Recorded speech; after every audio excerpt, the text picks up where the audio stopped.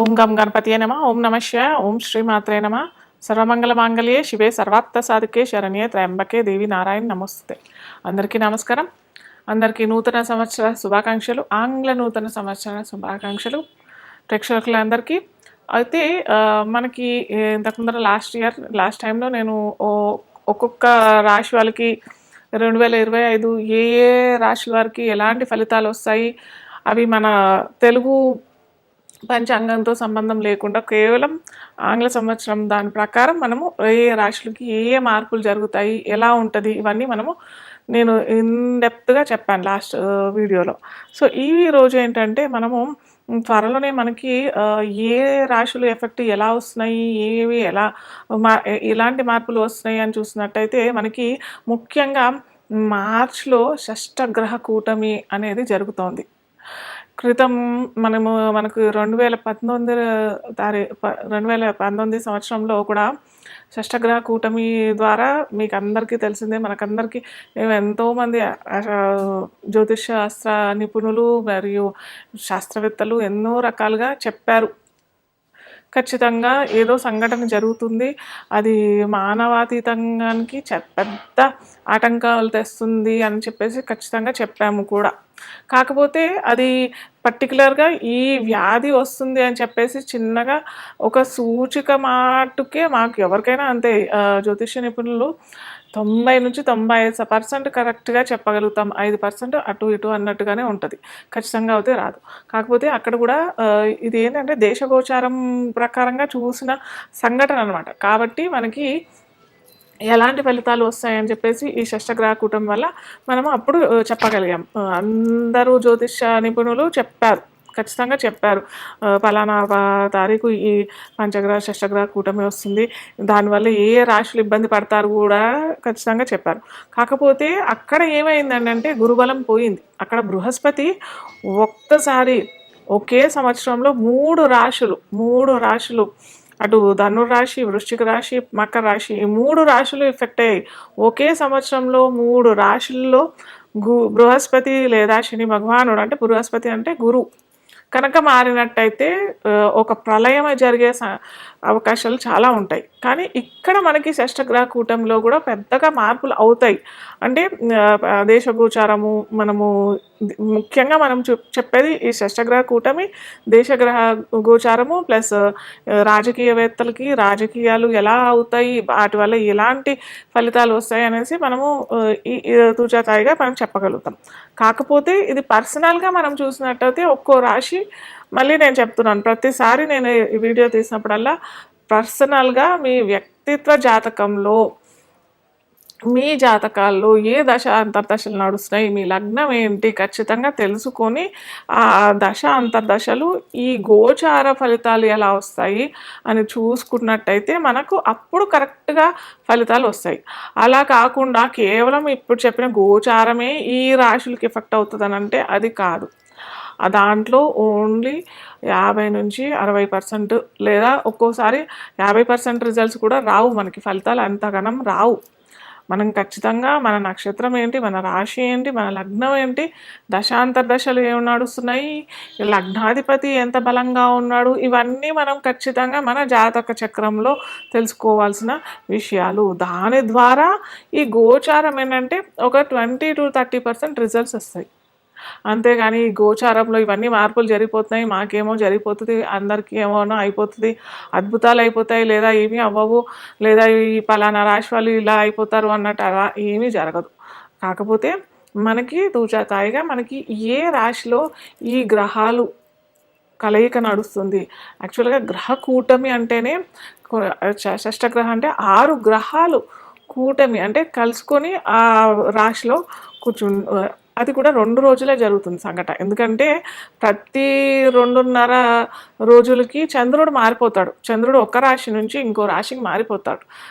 కాబట్టి మనకి ఇక్కడ చంద్రుడిని కలుపుకుంటే రవి ఇక్కడ ఉంటాడు, శని భగవానుడు వచ్చేస్తాడు 30వ తారీఖుకి, మార్చ్ 2025 మనకి 30వ తారీఖు ఈ సంఘటన జరుగుతోంది. అయితే అది కూడా 2 రోజులే జరుగుతుంది. అప్పుడు రవి శని భగవానుడు వచ్చేస్తాడు, బుధుడు వచ్చేస్తాడు, శుక్రుడు ఉంటాడు అక్కడే, రాహు కూడా అక్కడే ఉంటాడు.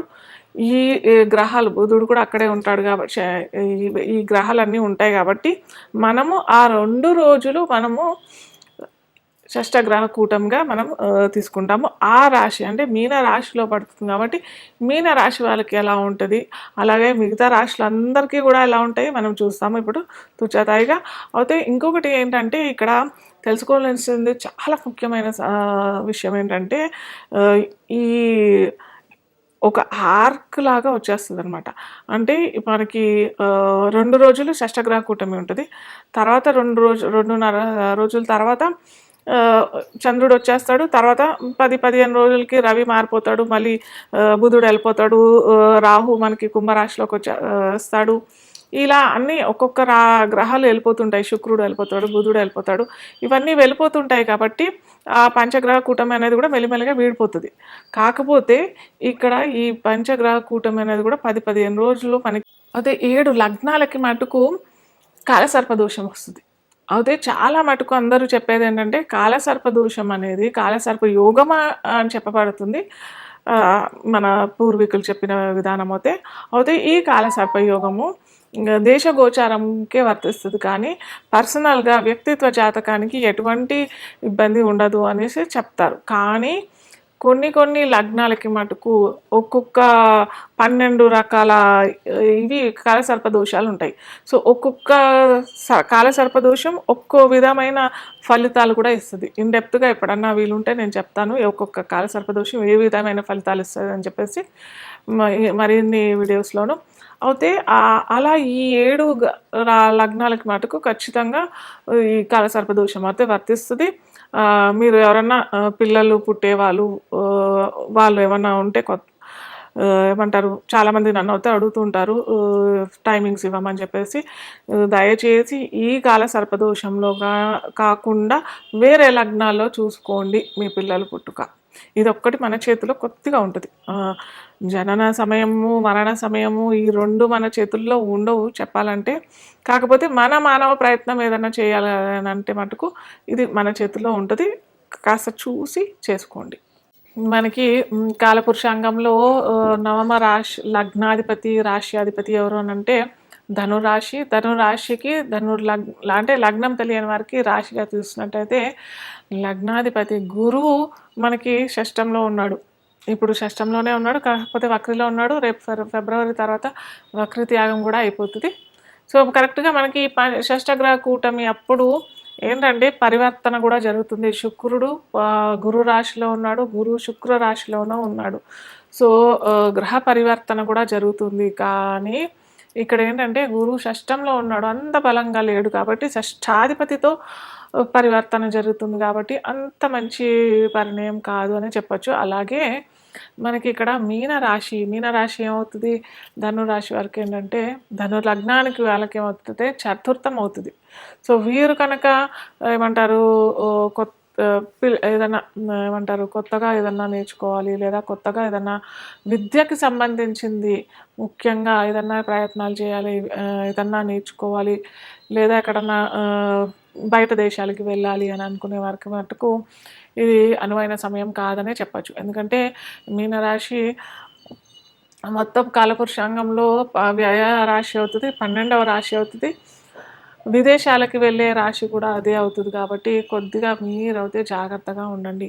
మనకి అటు ముఖ్యంగా విదేశీ యాత్రలకి లేదా విహారయాత్రలకి చెప్పాలంటే ఎందుకంటే నవమం 12 కూడా అవుతుంది కదా.